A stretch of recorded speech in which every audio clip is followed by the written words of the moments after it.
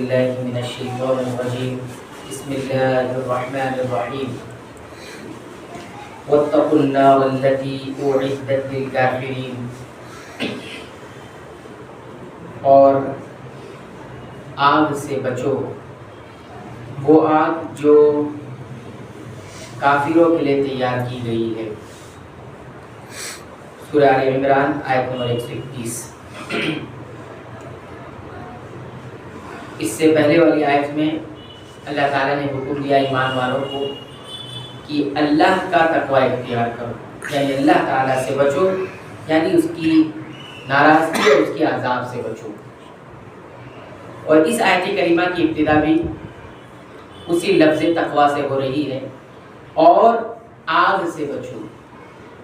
تو ایک تقوی اللہ کا اختیار کرنا ہے اور ایک تقوی جو ہے آگ کا اختیار کرنا ہے.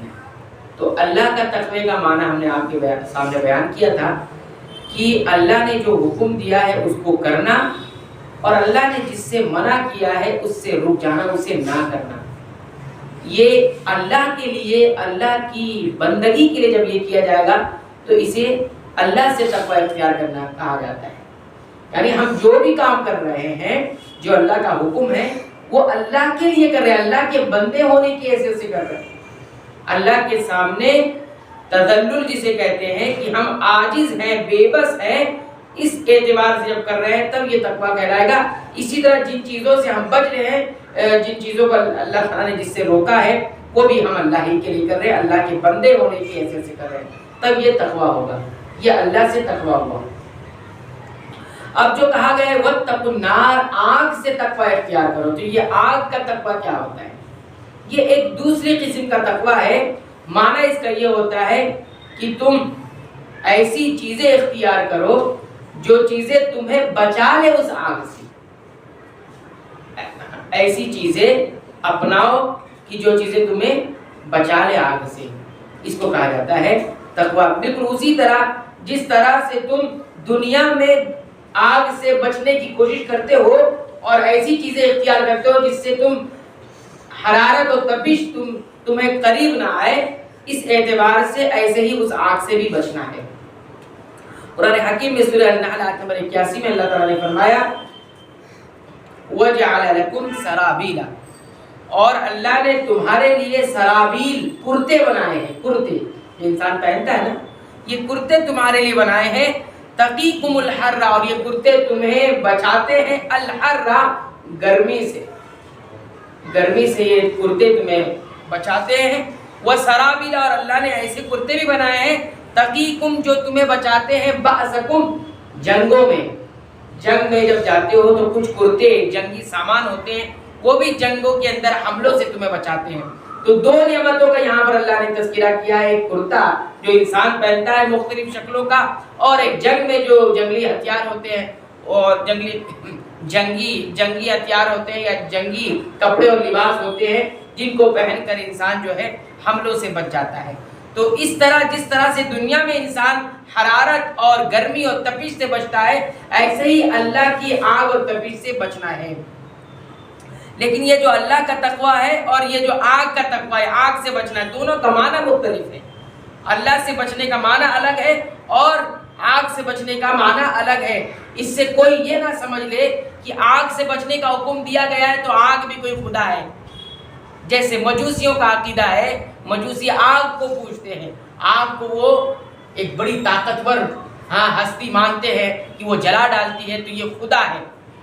تو یہ معنی ہم اس لیے یہاں پر اس کی وضاحت کر رہے ہیں کہ تقویٰ اللہ سے الگ ہوگا اور نار یعنی آگ سے بچنے کا تقویٰ الگ ہوگا. یعنی ایسی چیزیں اختیار کیجیے جس سے آگ سے بچے. جیسے حدیث کے اندر آتا ہے اتقوا النار ولو بشق تمرہ.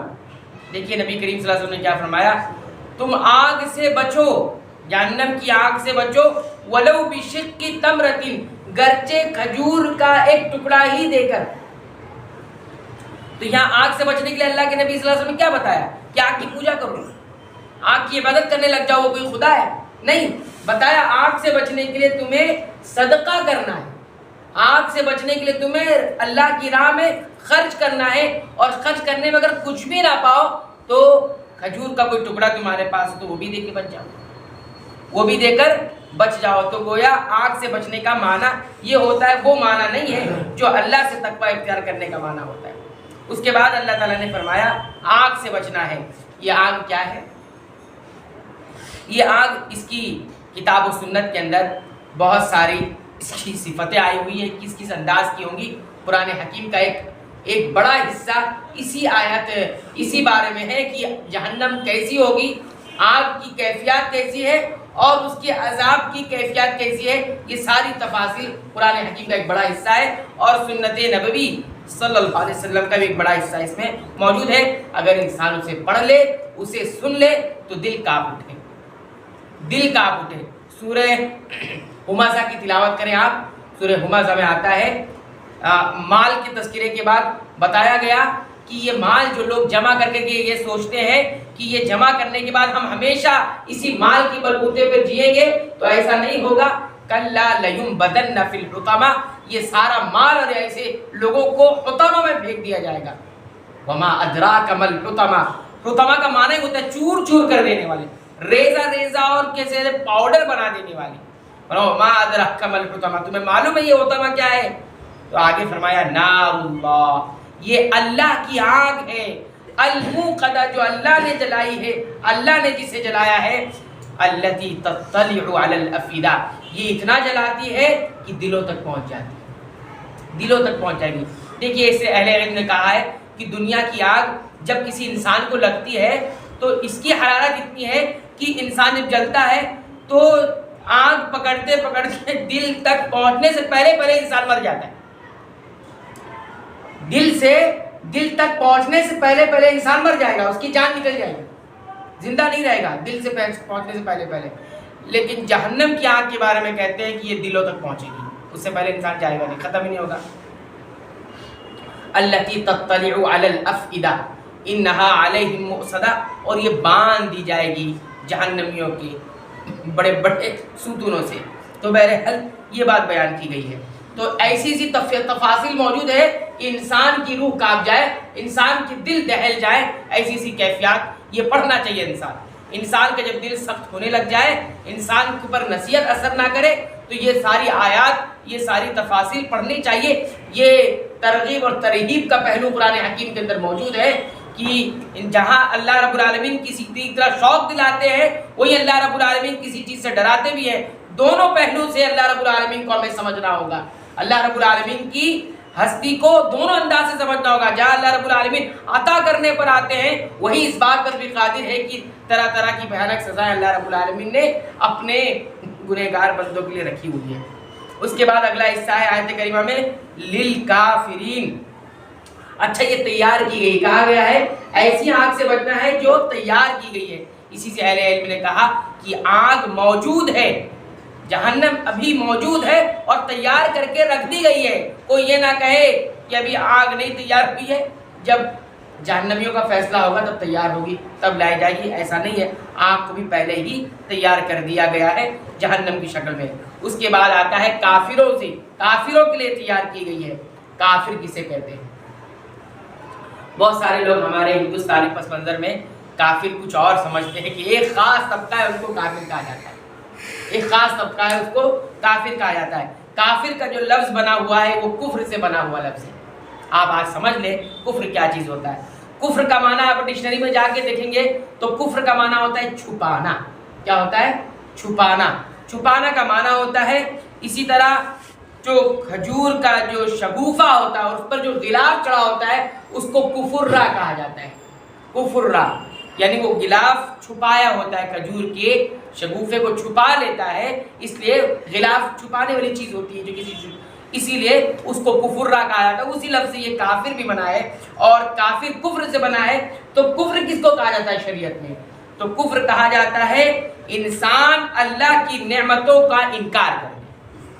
انسان اللہ کی نعمتوں کا انکار کر دے، چھپا دیا اس نے. جو نعمت اسے دی ہے، جس کی نعمت ہے اس کا ذکر ہی نہ کرے، اس کو مانے ہی نہ، تسلیم نہ کرے، تو یہ کفر نہیں ہے. چھپا لیا آپ نے، آپ تسلیم نہیں کرے. جس نے نعمت دیا ہے اس کو تسلیم ہی نہ کرنا، اس کو کسی قسم سے ماننا ہی نہیں، انکار کر دینا، اسی کو کفر کہا جاتا ہے. اب جو بھی ایسا کرے گا وہ کافر ہے. जो भी इस तरह से, इसलिए नाशुक्री को भी कुफ्र कहा गया है। जैसे है लइन शकरतुम लाज़ीदन्नकुम, तुम शुक्रगुजारी करोगे तो मजीद मिलेगा, वलइन कफरतुम, और अगर तुम नाशुक्री करोगे, कफर तुमसे मुराद ये नहीं वो बड़ा कुफ्र कर दोगे, बल्कि नाशुक्री करोगे यानी अल्लाह की नेमतों के हिसाब से उसकी कहा नहीं मानोगे, तो ये भी एक तरह का कुफ्र होगा। तो नेमतों का इनकार कर देना ये असल में कुफ्र है। लेकिन सबसे बड़ा जो कुफ्र कहलाता है वो ये कि 5-6 अरकान जो है इस्लाम ईमान के 6 अरकान का इनकार कर देना, उसे ना मानना, उस पर यकीन ना रखना, ये असल कुफ्र है जो इंसान को मिल्लत से यानी इस्लाम से खारिज कर देता है। इसे नबी करीम सल्लल्लाहु अलैहि वसल्लम फरमाया, अल्लाह पर ईमान रखना, उसके फरिश्तों पर ईमान रखना, उसकी किताबों पर ईमान रखना, उसके तमाम रसूलों पर ईमान रखना, आखिरत के दिन पर ईमान रखना और अच्छी भली तकदीर पर ईमान रखना।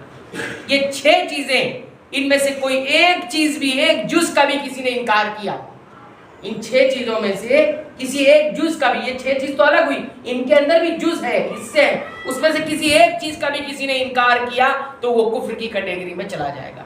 वो भले ही नाम का मुसलमान दिखाई दे, भले ही नाम का कुछ भी दिखाई दे, नाम से कुछ नहीं होता, असल में ये चीज़ होती है। ये 6 चीज़ों का जो इनकार करेगा, अगर सिर्फ अल्लाह पर ईमान रख रहा है, बाकी तमाम चीज़ों का इनकार कर रहा है, तो भी वो मुसलमान नहीं कहलाएगा, ईमान वाला नहीं कहलाएगा, बल्कि वो काफिर कहलाएगा। फरिश्तों पर भी ईमान है, किताबों पर भी ईमान है, रसूलों पर भी ईमान है, आखिरत के दिन पर भी ईमान है, तकदीर पर ईमान नहीं है, तो भी वो काफिर कहलाएगा। सब पर ईमान है, फरिश्तों पर ईमान नहीं है, तो भी काफिर कहलाएगा। एक रसूल का भी इनकार करेगा तो भी काफिर कहलाएगा। बात समझ में आ रही? तो ये तमाम चीजें जुड़ी हुई हैं। हर चीज का ईमान जब रखेगा, तो ये अगर किसी ने इनकार कर दिया तो ऐसे काफिरों के लिए क्या है, ये आग तैयार की गई है, जो इंसान खुद अपने लिए जो है उसने जहन्नम को इख्तियार कर लिया है। लेकिन असलन अल्लाह रब्बुल आलमीन ने हर किसी के लिए नहीं कि ये खास के लिए हमने तैयार कर रखी, खुद इंसान इख्तियार करता है, अल्लाह ने सबको जो है इख्तियार दे रखा है। तो ये आयत करीमा की मुख्तसर तफसीर जो आप हज़रात की खिदमत में रखी गई। इंशाअल्लाह एक आयत करीमा से जो बातें मालूम होती है अगले दर्स में उसको जिक्र की जाएगी।